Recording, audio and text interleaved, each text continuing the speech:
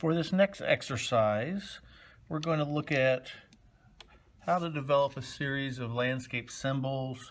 I'm using some of the line techniques that we've previously learned, as well as we're going to learn some new techniques about color rendering, adding color to these landscape symbols. The tools that I have, again, I have a fine, ultra fine point Sharpie. Again, that's the one with the fine point. Have a pencil. Then I have a series of Crayola color pencils. This is like a 10 set, just with the basic colors. And then I also have a circle template. If you don't have a circle template, you might be able to find different objects that you could trace, and a series of different sizes of those. So to get started, we're going to focus on the colors that we have. And so the simple color set that I have, and you can follow along and kind of write this out as I'm doing. I have yellow,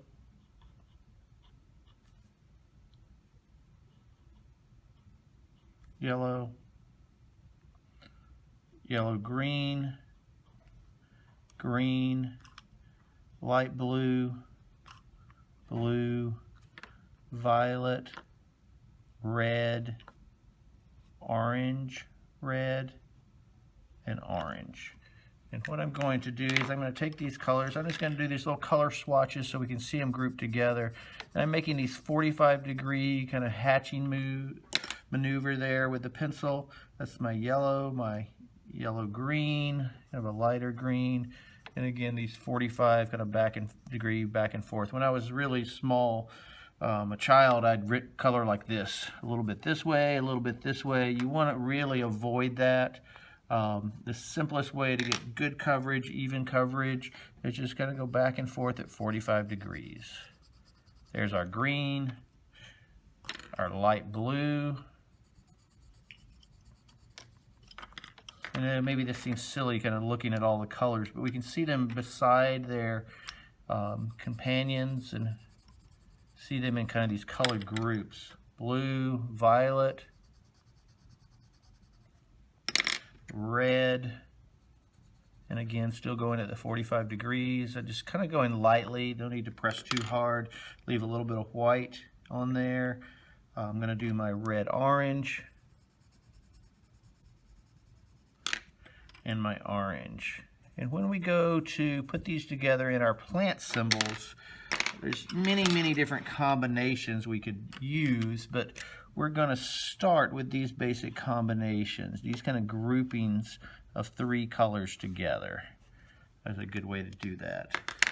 So now I'm going to begin to do some plant symbols. I'm going to take my circle template and just make some circles with it. I'm going to have a single here. We'll have a group here. 1, 2, 3. A little bit of overlap on those. We'll do a big one here, a little bigger one. We'll do some small ones. There's the bigger. We'll do some smaller ones. A little group of those. 3, 4, 5, and then maybe another kind of medium size, and we'll do a single there. So I have a series of singles or groups. There's 5 of those. And what I'm going to do, I'm going to apply some of the line types to these circles to make these plant symbols. And so these are some of the line types we looked at previously. The first one I'm going to do is the blip line type, which is line, blip, line.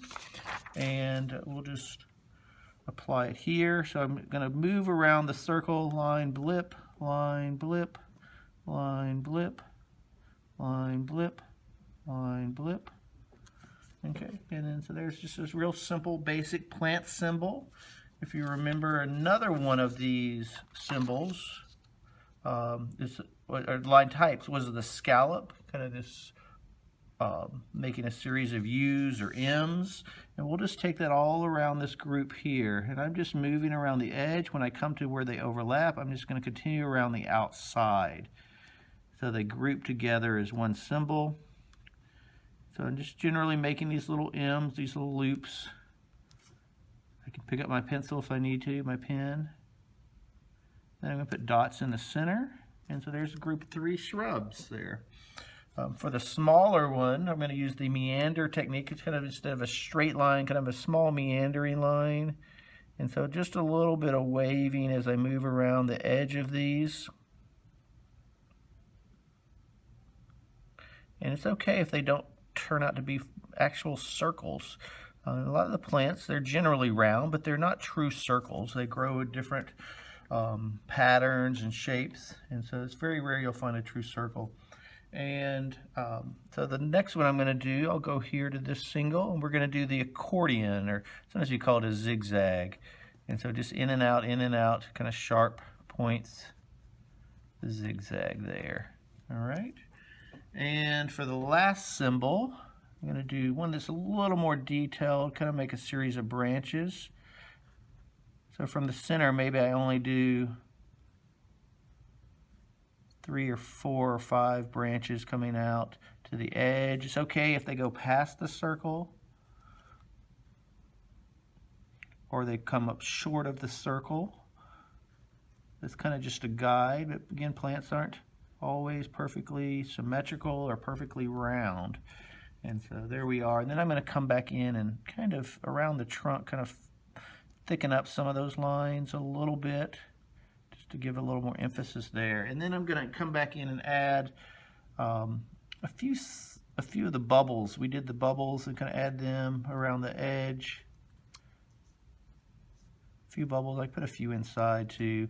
It's okay if they're not perfect circles. I might add a little pepper in there too as well, around the edge there. I'm going to put more generally on this side than that side, kind of to show how the light's working. And so that's pretty simple. Pretty simple. We have a series of shapes there, and the next thing we're going to do is we're going to render, add color to these shapes. And so I'm going to go with one of my color groups for this first group: yellow, light green, and darker green or standard green. And the way I'm going to do this, I'm going to start by applying the lightest color. And what I'm going to do is, for this group here, I'm just going to use the 45-degree technique, and I'm just going to fill all of this with yellow. I'm not pushing too hard, leaving a little bit of white paper through there so we can see the yellow on there. And then for each individual circle, I'm going to come back and I'm going to cover about 2/3 of that circle on one side. And really, you don't actually do this, but I'm going to basically do a 2/3 crescent moon and kind of fill that. Don't draw that line like I did. 2/3 crescent moon on this one. It's okay if it's not perfect. 2/3 crescent moon on this one. Those 3 circles. Then I'm going to take my darkest one and do a 1/3 crescent moon. 1/3 crescent moon here, here, and here. And so I'm really just covering this portion here. And again, keeping those at 45s. I can come back with the yellow and kind of blend some of that more back together, give it a little more emphasis there. And that's the first symbol. So real simple. We're going to use that same technique with other symbols, and we'll use the cooler colors, the light blue, the purple, and the blue, light blue, blue and purple or violet for the next one. And for this one, we're going to start with the lightest color, just like on the last one. Do the 45-degree shading all the way across with the lightest color, leaving a little bit of white in there. Come back with the blue. Here we're covering about 2/3, doing that crescent moon, 2/3 moon there, and then the darkest on this side over here. And many times I'll come back with the light color again and kind of blend that together, get a little more blending together. For the simple one here, for these small ones, we'll just use 2 colors. We'll use yellow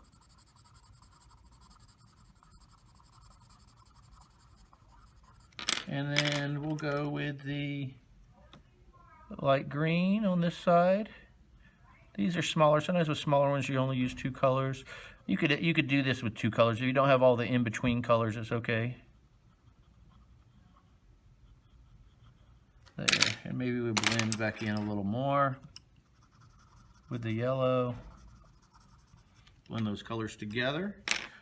Sometimes in the fall time, you may want to use these brighter colors as the leaves turn to represent fall, or some plants are, their leaves come out red or orange, and so we can do that. In this case, we're going to use the orange as the lighter color. We'll fill all that with orange. Come back with a orange red over maybe 2/3 of that, like we've done in the past, and then come back in with, the red, and darken this one side up here. There we go. Maybe blend it together, blend it back together with some more orange. If I want to add a little yellow, I can add a splash of yellow in there to give it a little more emphasis as well. Basically, we're just trying to blend those colors across. And all of these, we have a light side that's light, so the sun's shining on this side, and then this is the shadow side that we see. We're going to add a little more detail on this one that's more of a specimen tree. I'm just going to kind of fill in it with yellow for the background. I'm going to use the yellow-green series like I've done in the past. Light green on 2/3.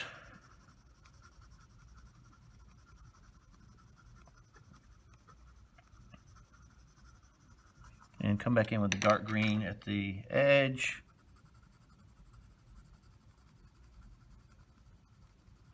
And again, I don't really have an inked in circle, but I have my original pencil circle that I'm just kind of trying to stay within. If I go outside the lines, it doesn't really matter. I'll blend it back together with the yellow again, with the light color. Maybe want to work on that edge just a little more, give a little more pop and punch on the dark side there. And then I'm going to come back in and add color. And so let's say this has red or orange blooms on it. I'm going to come back in and put some of these bubbles that I put in. I'm going to kind of put some red in those. I could do a little pepper as well. Maybe they're all not quite the same color. Sometimes when the blooms come out, they come out different colors. Add a little orange, few of them, make a few of them orange to go with the red. And so there's kind of a nice specimen tree. All right, and that's how to do simple renderings of plant symbols. Again, 45 degrees. Shading, get your color combinations, blend them together.